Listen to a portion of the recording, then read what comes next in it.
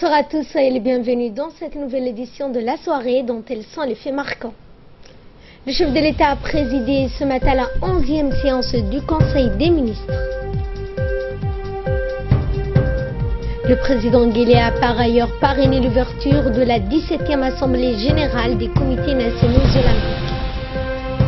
Au Soudan du Sud, le HCR dénonce le déplacement d'1 million d'enfants.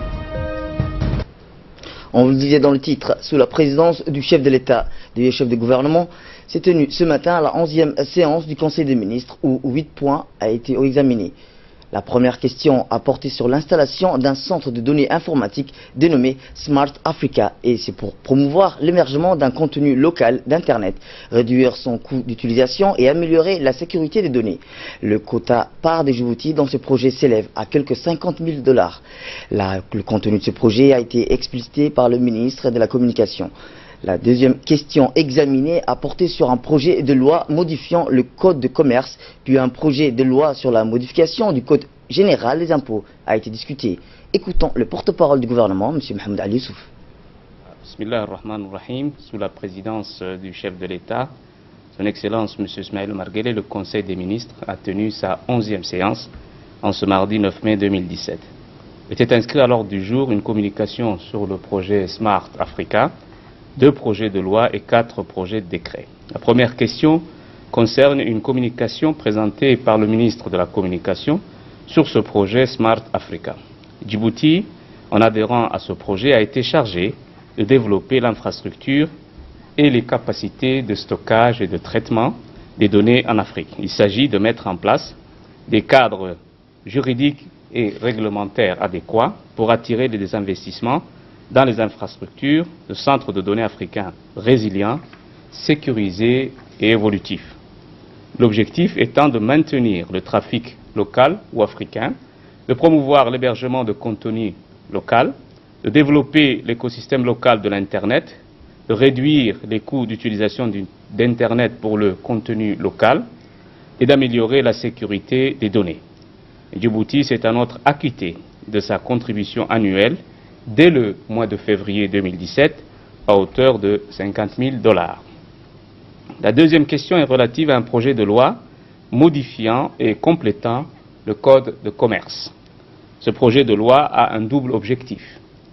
Un objectif général qui est celui d'améliorer le climat des affaires et ensuite un autre objectif d'assurer une protection adéquate aux actionnaires minoritaires. Pour cela, ce projet de loi introduit la fonction d'administrateur indépendant.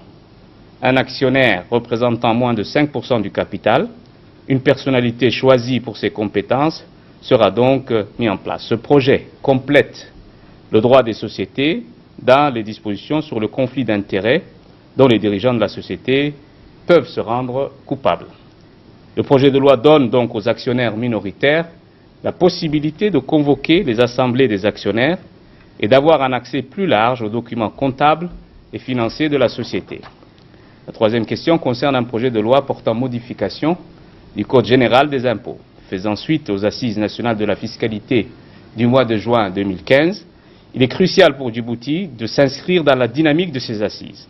Les réformes de diverses dispositions du Code général des impôts prévues dans ce projet de loi introduisent un dispositif fiscal attractif pour la création des petites et moyennes entreprises. Il s'agit en l'occurrence d'exempter des droits de la patente durant les 3 premières années toutes les créations d'entreprises afin d'encourager notamment les jeunes entrepreneurs. D'abroger aussi le droit proportionnel qui alourdissent les droits de la patente et à exonérer des droits d'enregistrement du capital des entreprises. Ensuite, ce projet permettra la simplification de la TVA applicable en zone franche. Le Conseil a ensuite examiné un projet de décret portant nomination d'un conseil technique au ministère de l'Agriculture, de la Pêche et de l'Élevage. Un autre projet de décret de nomination au ministère de Bienwarf a été pris où une dizaine de cadres ont été nommés à des postes de responsabilité. Ensuite, Abdelmi Akshir a été nommé cumulativement à ses fonctions secrétaire général au ministère en charge des investissements. Et M. Saïd Ismaël a été donc remplacé par Ali Daoud Hamad à la tête du Fonds de développement économique. Réécoutons une nouvelle fois le porte-parole du gouvernement.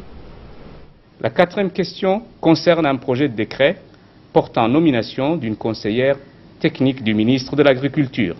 Madame Mariam Saïd Ibrahim est proposée au poste de conseillère technique du ministre de l'Agriculture. La cinquième question est relative également à un projet de décret portant nomination des nouveaux cadres du ministère des Affaires religieuses et des biens Waqf.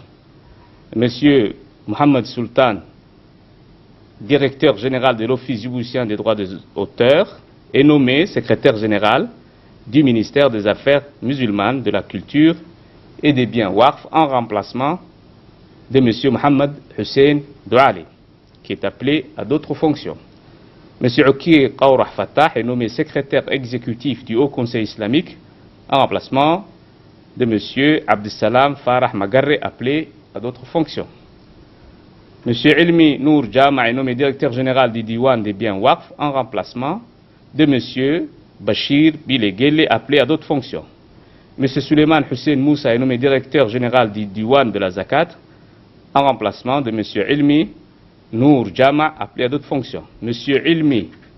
Omar Ilmi Mohamed est nommé directeur général de l'Office djiboutien des auteurs en remplacement de M. Mohamed Ahmed Sultan, appelé à d'autres fonctions.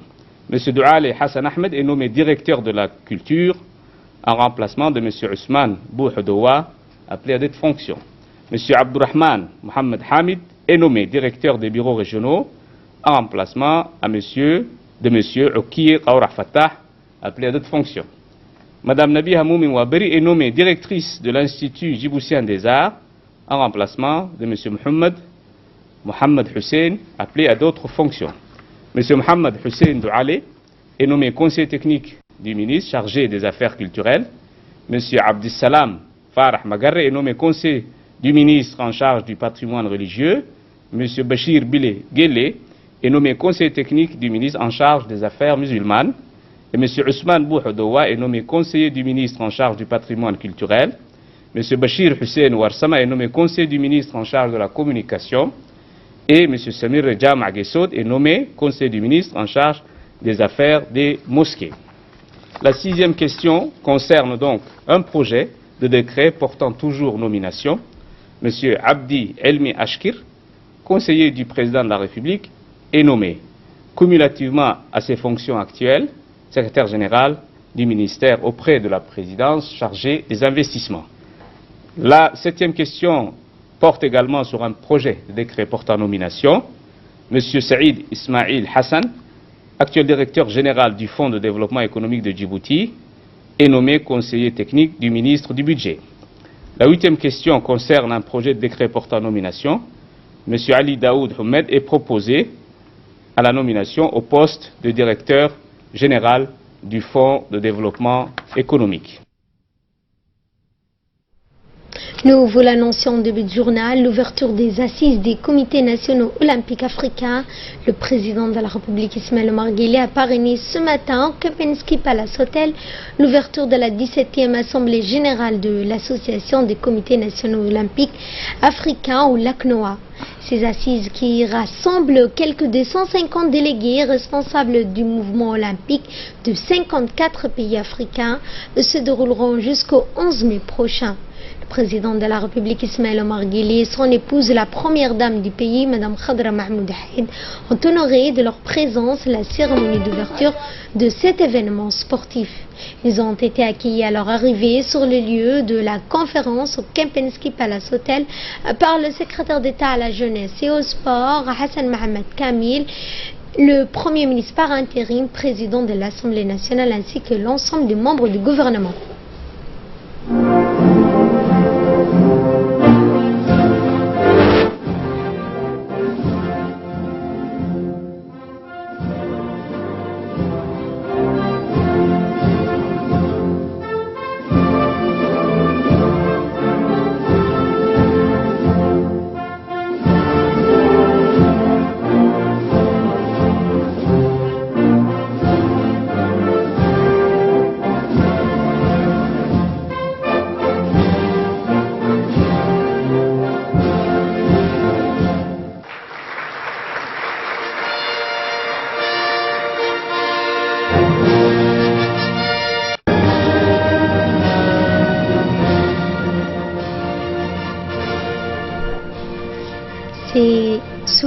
applaudissements et un standing ovation que les délégations africaines et l'assistance ont accueilli le chef de l'État et son épouse après l'exécution de l'hymne national djiboutien et de l'hymne olympique a débuté la cérémonie d'ouverture de cette assemblée générale où les hauts responsables ont tour à tour pris la parole. À l'ouverture de cette séance inaugurale, la présidente du comité national olympique, Mme Aïcha Garad Ali, a souhaité la bienvenue aux délégations hôtes. Elle a aussi rendu un vibrant hommage à l'égard de l'engagement respectif du chef de l'État et de la première dame de Djibouti pour leur soutien permanent aux côtés du comité national olympique djiboutien. Mme Aïcha Garad a par ailleurs plaidé pour l'obtention d'un nouveau siège mieux approprié pour son organisation afin de pouvoir relever les défis à venir. La République de Djibouti, située sur la corne de l'Afrique, à l'entrée de la mer Rouge, est certes petite de par sa superficie, mais grande dans ses ambitions pour son peuple et son leadership régional. Notre réussite, nous la devons à notre attachement pour la paix et notre capacité d'accueil et d'ouverture aux populations voisines en manque de sécurité. Ceci a valu à notre territoire d'être qualifié d'havre de paix. Avant de rentrer dans le vif des débats, et parce que cette Assemblée générale est élective, je voudrais saisir cette occasion pour rappeler qu'au-delà des postes, des titres, il y a des enjeux importants qui nous attendent, et nous nous devons de les relever pour le sport en Afrique. Le sport que nous voulons proposer à la jeunesse africaine comme vecteur de valeurs fondamentales comme celle de l'amitié, du respect, de l'excellence et de paix. Le sport comme moteur pédagogique pour transmettre, ancrer, renouveler les notions de générosité, de solidarité et de tolérance.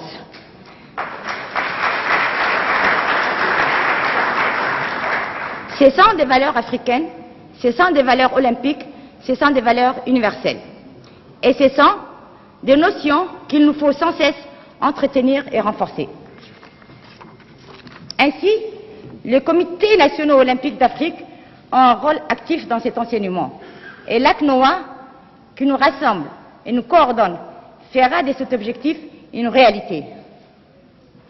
Vous me permettrez par ailleurs de souligner que c'est la première fois dans l'histoire du sport africain que l'Assemblée générale de l'ACNOA se déroule dans un pays où le comité national olympique est présidé par une femme. Prenant la parole à son tour, le président de l'association des comités nationaux olympiques africains, le lieutenant général Lassana Palamfo, a remercié au nom du président du comité international olympique, le CIO, et Thomas Bach Djibouti pour attribuer ses assises et l'ensemble des délégations olympiques pour leur déplacement et participation. On l'écoute. Je tiens tout d'abord à exprimer ma profonde reconnaissance et remercier au nom du mouvement olympique et sportif africain, Monsieur le Président de la République, Son Excellence, Monsieur Ismaël Omar Guelleh,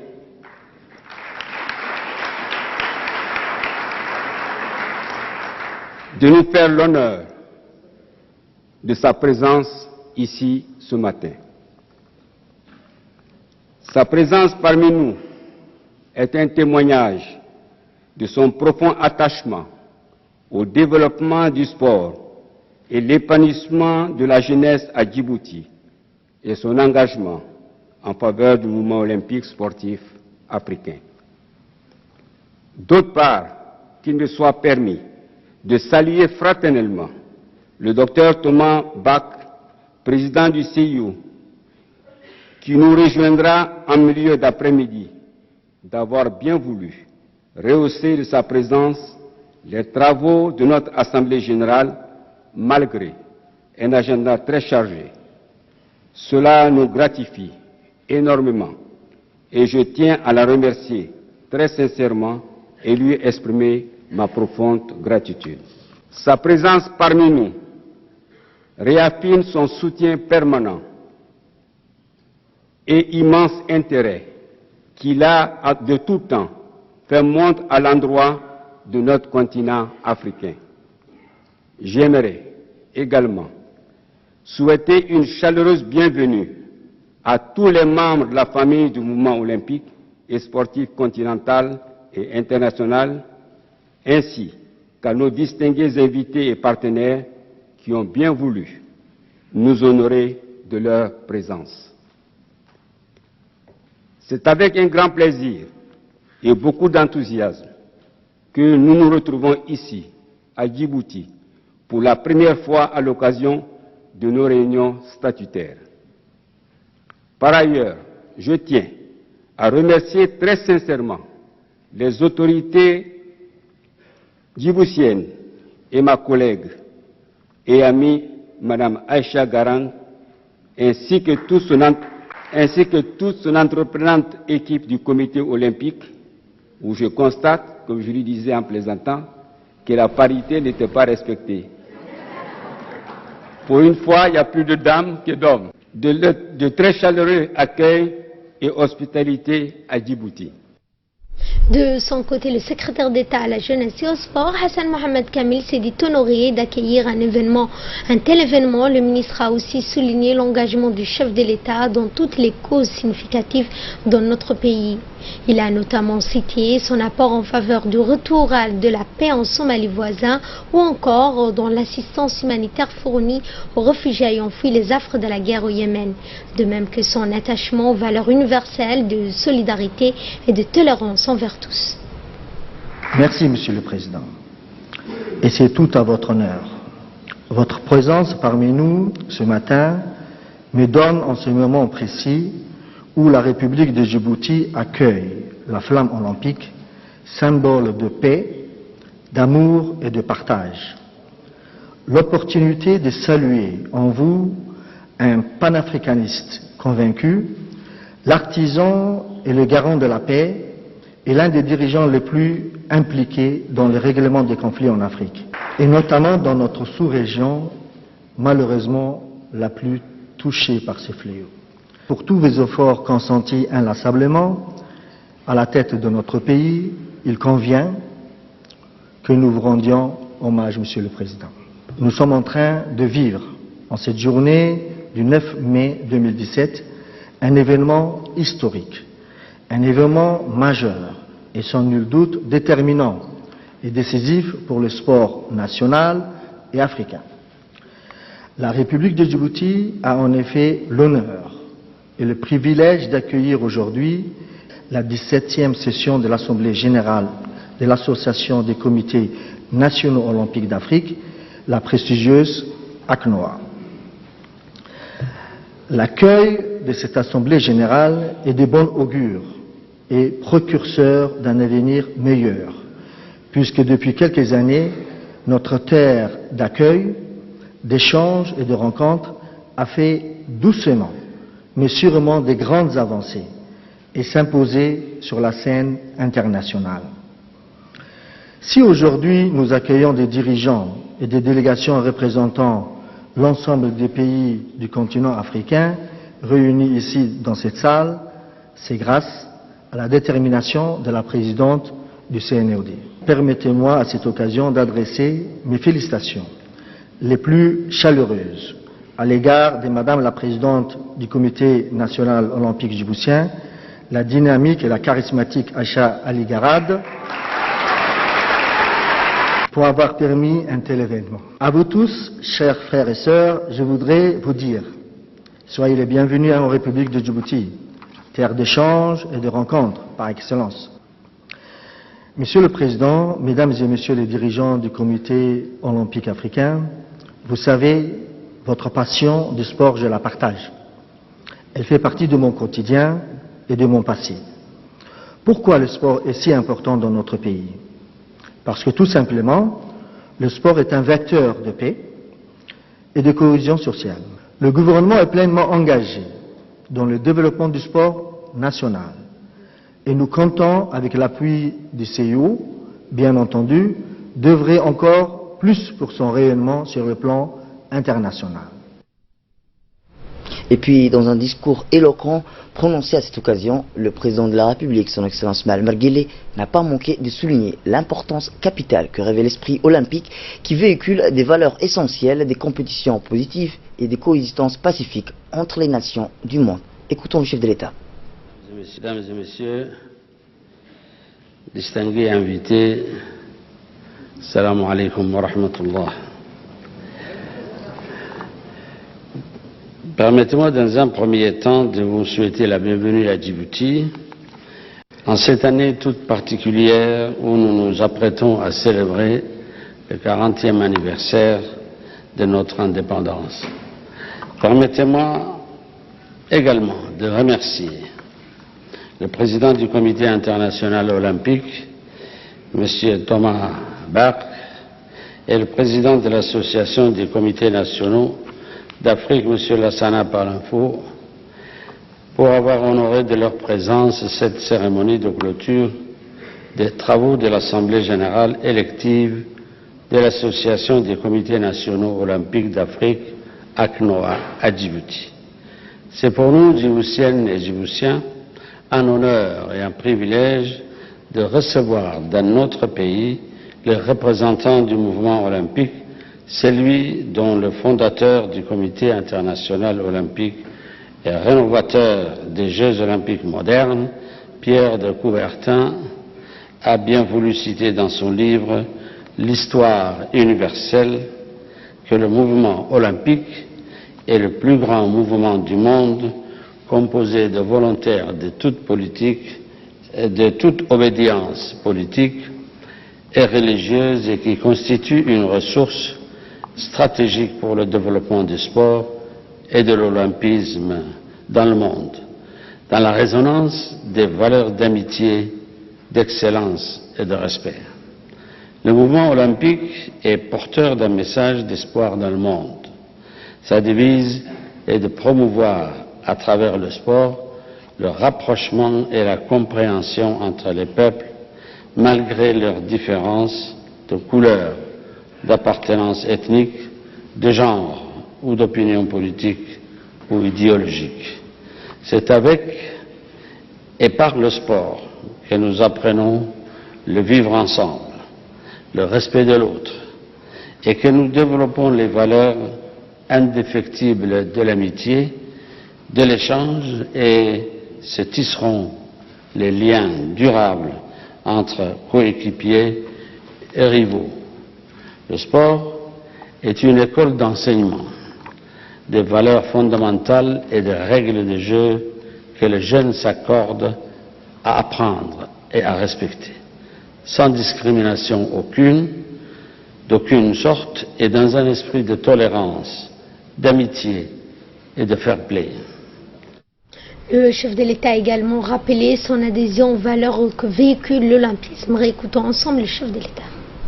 Mesdames et messieurs, il convient de citer ici l'une des formidables réussites des Jeux olympiques durant laquelle, par-delà les frontières, l'ensemble de la communauté internationale s'est assemblé dans un rare moment d'unité et de solidarité aux côtés des meilleurs athlètes internationaux qui nous ont prouvé qu'il est possible de concourir en paix. C'est la participation de l'équipe olympique des réfugiés a envoyé un message d'espoir très fort aux millions de réfugiés à travers le monde. La création de cette équipe, issue de la volonté du Comité international olympique de sensibiliser l'opinion internationale en utilisant la formidable médiatisation des Jeux, a reçu le soutien unanime du secrétaire général des Nations Unies et de l'Assemblée générale de l'ONU. La République de Djibouti est particulièrement sensible à cette marque d'attention, puisque depuis de nombreuses années, nous offrons notre terre en accueil aux victimes des conflits armés internes ou régionaux. Bon nombre de personnes, quel que soit leur parcours, leur nationalité ou leur croyance, voient dans le sport un point d'ancrage pour la stabilité, à tel point que l'autonomie du CIO et le rôle du sport en tant que partenaire du développement durable sont aujourd'hui actés et reconnus par les Nations Unies. En tant que dirigeant, moi-même, je mesure avec acuité la tâche qui est la vôtre, celle d'anticiper aujourd'hui les changements de demain, adapter les règles et les pratiques aux évolutions techniques, aux progrès physiologiques et aussi aux évolutions sociales. À cet égard, bien que nous soyons une jeune nation, nous sommes l'un des rares pays au monde dont le Comité national olympique est présidé par une femme.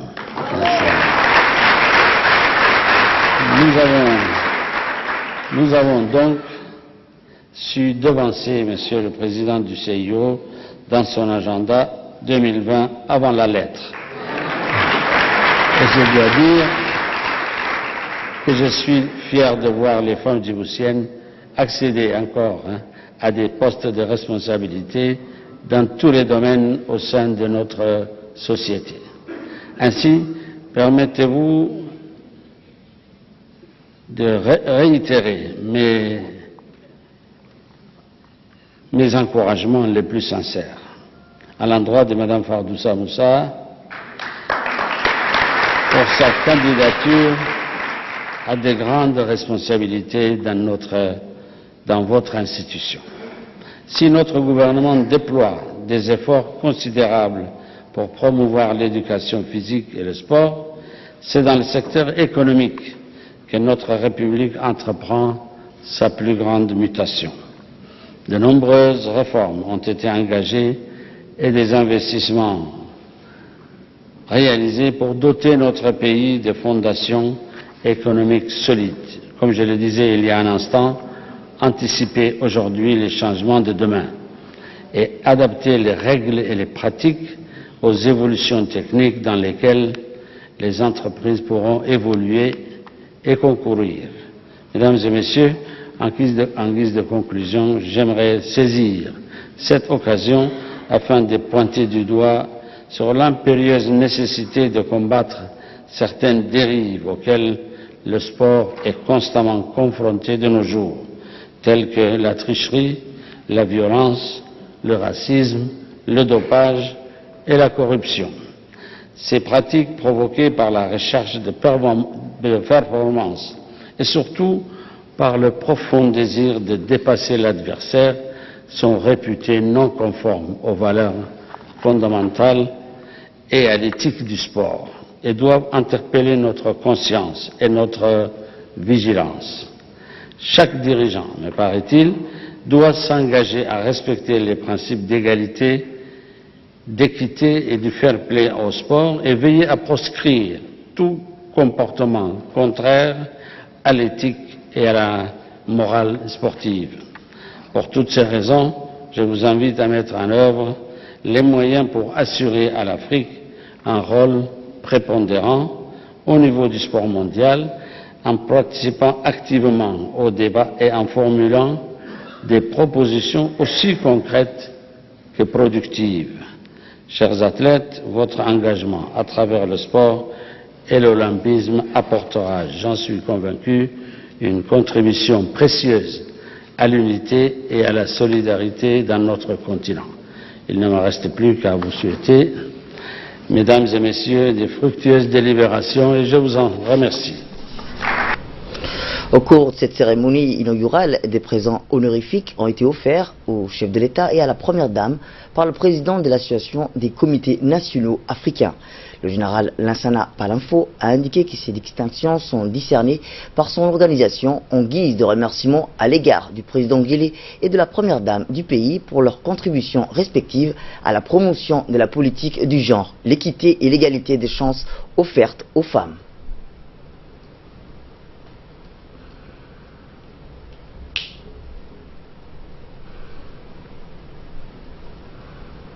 Et dans une interview que nous a accordée le chef de l'État, il s'est déclaré donc fier de ce qui a été accompli. Ce sont 52 pays donc représentants de leurs différents comités nationaux olympiques fédérés au sein de l'ACNOA. Et que donc c'est grâce à Mme Aïcha Garad qui a permis à ce que Djibouti abrite la 17e Assemblée Générale de l'ACNOA. Le chef de l'État a précisé que c'est non seulement une victoire pour le Comité national olympique et sportif djiboutien, mais également pour la République de Djibouti.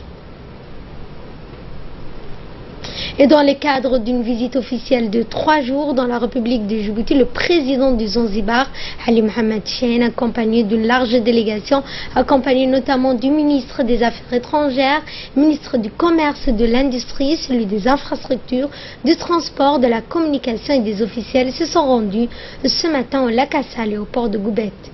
Accueilli par le préfet de la région de Tadjoura, Abdelmalik Mohamed Banita, le président Ali Mohamed a reçu des explications des différentes installations, rappelant que le président Ali Mohamed du Zanzibar, après une visite de 3 jours effectuée à Djibouti, s'est envolé ce soir pour le Zanzibar.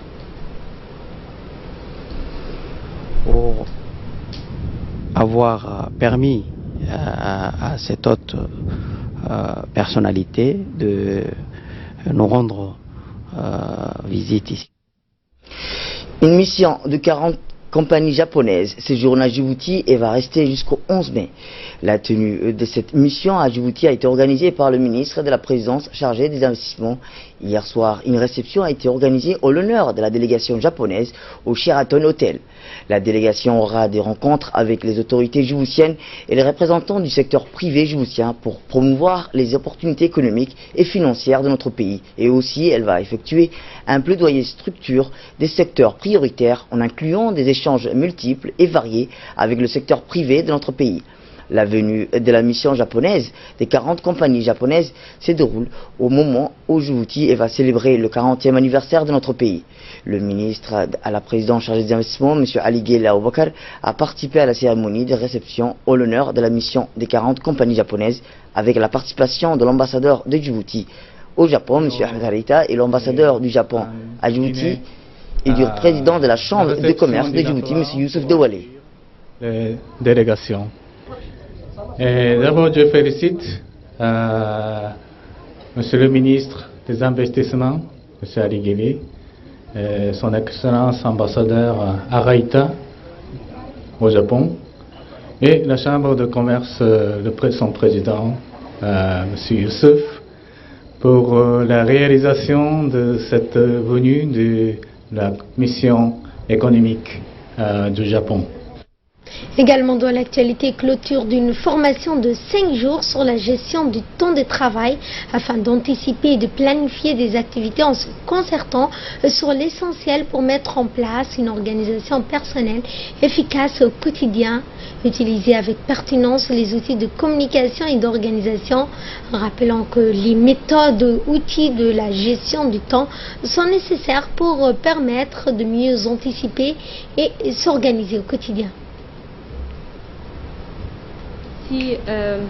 L'ISCAE, les formateurs, toutes les personnes qui ont été formées durant ces 5 jours, je leur dis aussi bon courage pour la suite parce qu'il y aura d'autres formations et je sais que vous avez apprécié cette formation, du moins la plupart d'entre vous, vous étiez présents, assidus, il y a eu des échanges interactifs et j'espère que vous allez utiliser à bon escient ce que vous avez appris.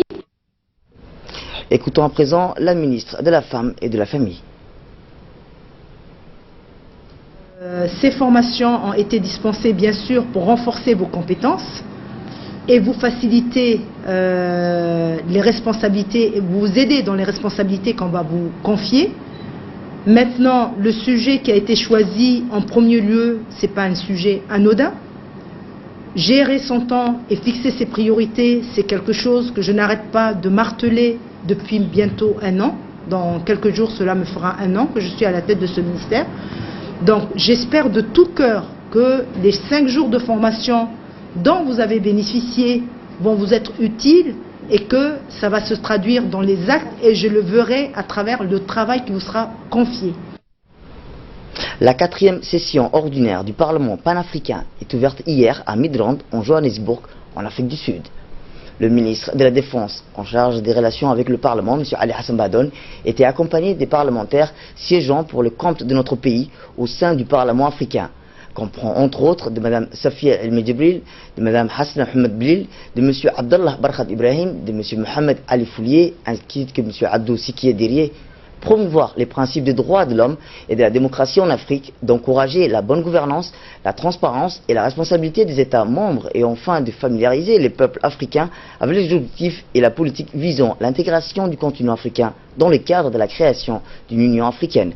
Rappelons que cette 4e session ordinaire du Parlement panafricain va s'étaler jusqu'au 19 mai prochain avec des réunions des commissions permanentes portant sur l'examen des projets de recommandations et des rapports ainsi qu'une réunion des bureaux du PAF.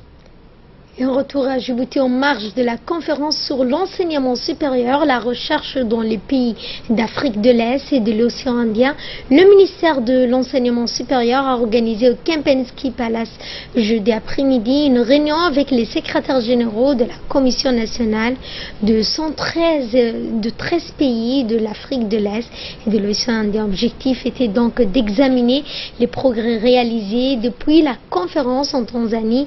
Ensuite, la directrice régionale de l'UNESCO, Madame Anne-Thérèse Jatta, a expliqué l'objectif de cette réunion et son souhait de voir donc conformément le partenariat entre les différentes commissions nationales sur une base de rotation avec une approche ascendante pour répondre aux besoins du pays. Commission nationale dans le travail de l'UNESCO, dans le suivi des dossiers. Particulièrement ici, il était des questions de voir ce que nous devions faire au niveau national pour suivre un peu le dossier de la ratification de la Convention d'Addis Abeba, dont on a beaucoup discuté pendant cette conférence. La conférence n'aurait pas pu avoir lieu sans l'engagement du gouvernement djiboutien et merci particulièrement Monsieur le ministre de l'Éducation et également à la Commission nationale djiboutienne qui a été particulièrement efficace. À Obok, pour clore l'actualité nationale, la caravane de l'entrepreneuriat organisée par l'ANEFIP a organisé ce matin une cérémonie de lancement de l'entrepreneuriat avec pour objectif de sensibiliser les jeunes Obokois à l'esprit entrepreneuriat afin de les inciter à créer leur propre entreprise. Dans le contexte où le chômage touche la plupart d'entre eux, ainsi pendant une semaine, 25 jeunes Obokois pourront bénéficier de cette formation axée sur la gestion des projets de création d'entreprise, notamment sur la formalisation plutôt de business plan, afin de présenter un projet bancable dans le but d'accéder au financement auprès des institutions financières. Actualité internationale, hors de nos frontières, en Sud-Soudan, des centaines d'enfants, parfois extrêmement jeunes, vivant en Ouganda, dans un centre pour réfugiés issus du Soudan du Sud, ici comme dans des dizaines d'autres structures équivalentes. Les mineurs représentent la majorité des personnes déplacées. La guerre civile a forcé plus d'1 million d'enfants à fuir le Sud-Soudan et on a déraciné 1,4 million d'autres à l'intérieur du pays. On déclare hier la présence des agences de l'ONU. Les enfants représentent 62% de 1,8 million de Soudanais, Sud-Soudanais plutôt, qui ont fui leur pays pour gagner des camps de réfugiés en Éthiopie, au Kenya, en Ouganda voisin, depuis le début du conflit fin 2013. C'est la fin de notre édition. Merci à vous de nous avoir suivis. Restez avec nous pour la suite de nos programmes télévisés.